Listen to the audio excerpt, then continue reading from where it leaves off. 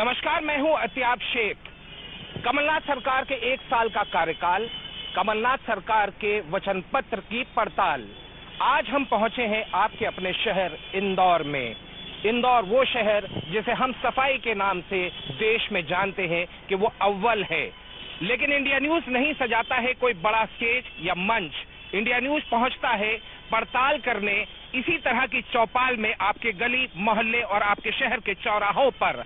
आज हम बात करेंगे कमलनाथ सरकार के 1 साल के कार्यकाल की। मेरे साथ कुछ खास मेहमान जुड़े हैं।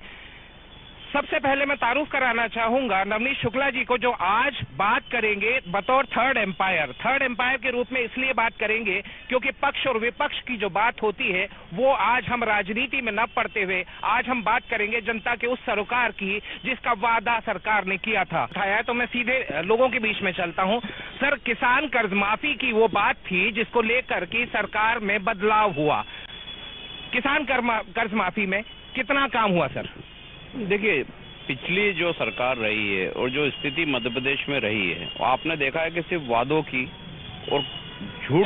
राजनीति नहीं, मैं आंकड़ों की ही बात करूं। राजनीति नहीं, मैं सीधी बात कर रहा हूं कि पिछली बार जितने भी कमिटमेंट थे जिस भी गवर्नमेंट के थे वो कहीं भी पूरे नहीं हुए धरातल पर।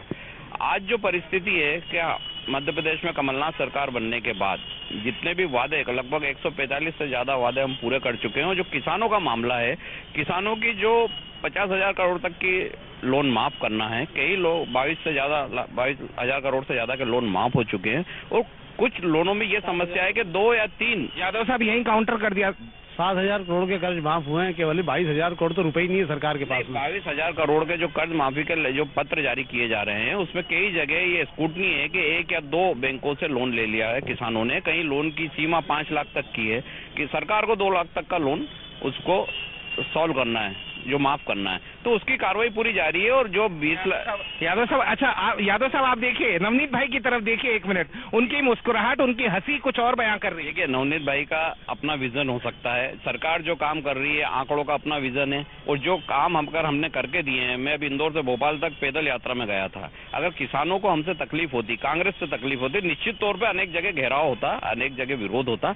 मुझे तो एक भी किसान अभी तक इंदौर से भोपाल के मार्ग में ये बोलते नहीं मिला कि कर्ज माफ नहीं हुआ। कहीं प्रक्रिया चल रही है, कहीं कर्ज माफ हो गया। तो इस सच को तो हालांकि मेरे शो का फॉर्मेट वो नहीं है कि मैं पक्ष और विपक्ष की बात करूं या राजनीति खेलूं, कांग्रेस बीजेपी खेलूं, वो मैं नहीं कर रहा हूं। लेकिन फिर भी ये सवाल आपने उठाया तो इसलिए मैं पूछ रहा हूं। सर, ऐसा क्यों हो रहा था कि जब ये कहा गया कि कर्ज माफी का वादा किया गया, हल्ला तो खूब हुआ, मध्य प्रदेश में आवाजें तो खूब उठी कि साहब नहीं किया आपने? नहीं, निश्चित तौर पर कर्ज माफी हुई है। जब भी आज अगर इतना प्रदर्शन और हल्ला, किसानों का एक भी बड़ा आंदोलन आप बता दें, पिछले साल में ऐसा भोपाल में हुआ है जिसमें उन्होंने धरना प्रदर्शन दिया हो, बोला हो कि हमारा कर्ज माफी नहीं हुई। एक प्रक्रिया होती है शासन की, एक तरीका होता है चलाने का, उसके अंतर्गत सारे कर्ज माफी हो रहे हैं। अन्य सुविधाएं हम जो दे रहे हैं, आपने देखा होगा रजिस्ट्री वाले मामले में हमने सुविधाएं दी, स्वास्थ्य में काम चल रहे हैं, बिजली के बिल का स्वयं नवनीत जी ने स्वीकार करा कम हुए।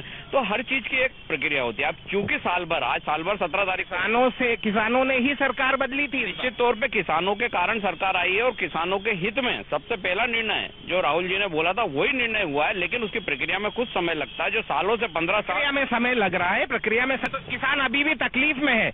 यादव साहब, किसान कह रहे हैं कि अभी भी तकलीफ तो है सर। निश्चित तौर पे तकलीफ है, क्योंकि आज केंद्र सरकार जो बजट मध्य प्रदेश को मिलना था वो रोक के बैठी है। तो तकलीफ तो निश्चित होगी। अगर किसी का एक बजट ही आपने रोक लिया है पूरे मध्य प्रदेश का कि कांग्रेस सरकार आई है इसलिए बजट रोक लिया है, तो उसकी तकलीफ से भी पार हमारे माननीय मुख्यमंत्री जी लगातार कोशिश कर रहे हैं और राहत देने के पैकेज और सारी चीजें हम तत्काल जितना कर सकते हैं और उससे आगे बढ़ के कर रहे हैं। निश्चित तौर पर आप यह मानना है आगे 6 महीने में जो भी कर्ज माफ होना है किसानों के 100% वो होंगे। अच्छा, देखिए शुरू में जो बिजली का हल्ला मचा था वो तो बीजेपी के जो नौकरी पर रखे हुए ठेकेदार थे उनने जान करके बिजलियां बंद की थी।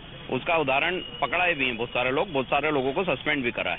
और जो संबल योजना की अभी जिक्र कर रहे थे मेरे मित्र, वो निश्चित है कि संबल योजना में जो इन्होंने उजागर करा था कि अनेक बड़े नेता और अनेक बड़े व्यापारी उन्होंने संबल योजना में 200 रुपए के बिल करा रखे हैं। इनसे वसूली नहीं होना चाहिए।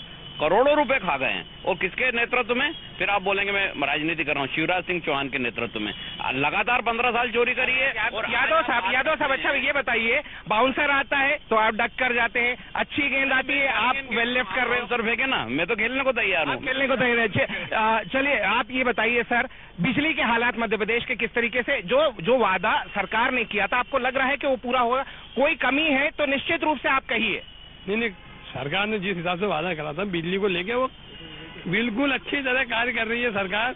और यहाँ तक मैंने कह दिया विवेक के साथ में नहीं, आम जनता को भी इसका फायदा मिला है, ऐसा नहीं। और सभी कर रहे हैं, गरीब बस्तियों में भी फायदा मिला है। जो पहले कतारें लगती थी बिल के लिए विद्युत मंडलों में, वो कतारें बंद हो गई है आजकल। से मैं यादव साहब से ये सवाल पूछ लूं और यादव साहब से ये वादा लूंगा, सर मोदी जी की तरफ मत जाना, मैं रोजगार की बात कर रहा हूँ। मैं आपको बता रहा हूँ, जो मध्य प्रदेश सरकार की योजना अगले 1 साल के लिए जिन उद्योगों को लाना है, उसे स्टार्टअप योजना जो एग्जैक्ट होती है कि युवाओं को वैसा रोजगार मिले। कोई 12 तक पढ़ा हुआ है, उसको काम करना है, उसको ड्राइविंग सीखना है, तो इंदौर में एक ड्राइविंग स्कूल की स्थापना होने वाली है। आप देखते हैं ड्राइविंग सीखना पड़ती है तो लोगों को गली मोहल्ले में छोटी गुंटी ढूंढना पड़ती है, अथॉराइज कुछ भी नहीं है। अथॉराइज पहला ड्राइविंग स्कूल बनेगा, पहला शेफ यहाँ बनाने का जो आपके होटलों में खानसा में बनते हैं उनकी डिग्री का कॉलेज बनेगा। ये सब चीजें हो रही हैं, तो उन लोगों को रोजगार मिलेगा जो 12 या कॉलेज पढ़ के छोड़ देते हैं और जिनको स्टार्टअप नहीं मिल पाता। अच्छा सर, ये एक आखिरी सवाल के साथ मैं आप सभी लोगों से बात करूंगा, क्योंकि बात है उस पड़ताल की कि सरकार का 1 साल कैसा रहा। मैंने बहुत पॉजिटिव कमेंट्स इंदौर में सुने हैं, मैं उम्मीद कर रहा हूं कि कुछ नेगेटिव भी चीजें मिले ताकि सरकार को एक आईना जरूर दिख जाए कि आने वाले वक्त में क्या करना है। सर उस बात की बात करेंगे अब हम कि सरकार अब क्या बेहतर कर सकती है। देखिए, अभी तक जो वादे पूरे हुए हैं और जो वचन पत्र में हमने जो वादे किए हैं, जिसमें लॉ एंड ऑर्डर आप जो विषय की बात कर रहे थे, वो सबसे महत्वपूर्ण है पूरे मध्य प्रदेश में। इसमें जितनी भी आज प्रशासनिक नियुक्तियां हैं, जितने भी ट्रांसफर हुए, जिसको उद्योग का दर्जा बीजेपी देती थी शुरू में, ये सारे ट्रांसफर, सारे अधिकारियों की नियुक्ति पहली बार मध्य प्रदेश में 15 साल बाद बिना पैसे के, बिना भुगतान के हुई है। इसमें बोलने में मुझे कोई हर्ज नहीं है। अचीवमेंट नहीं, मैं तो सोल्यूशन चाह रहा हूँ। ये अचीवमेंट है, सोल्यूशन चाह रहा हूँ। सोल्यूशन है। अगर कोई अधिकारी इंदौर का एसपी बनता है, कोई डीआईजी बनता है, कलेक्टर बनता है, वो किसी दबाव में नहीं है मुख्यमंत्री का, उसको महीने का पैसा नहीं देना पड़ रहा है किसी मुख्यमंत्री को, तो वो खुल के काम करता है जनता के हित। यहाँ राजनीति हो जाएगी क्योंकि आरोप बहुत लगे हैं सर, बड़े आरोप लगे हैं सर। बिल्कुल राजनीति नहीं है। आप 15 साल की नियुक्तियां देख लीजिए अधिकारियों की उठा के, महीने का भत्ता फिक्स था। क्या पहुंचना है मुख्यमंत्री को, क्या पहुंचना है बीजेपी नेताओं को? चलिए दे दे, लेकिन एक पत्रकार की कलम और पत्रकार की पैनी नजर इस बात को साफ साबित करती है कि सरकार के कामकाज का कितना नंबर दिए जाने चाहिए वो बहुत बेहतर तरीके से जानते हैं। लेकिन आज हम इस बात को तस्दीक करते हुए इंदौर शहर से ये कहते हैं कि अभी सरकार को सिर्फ 1 साल हुआ है, कारवां तो बन गया, सफर अभी बड़ा लंबा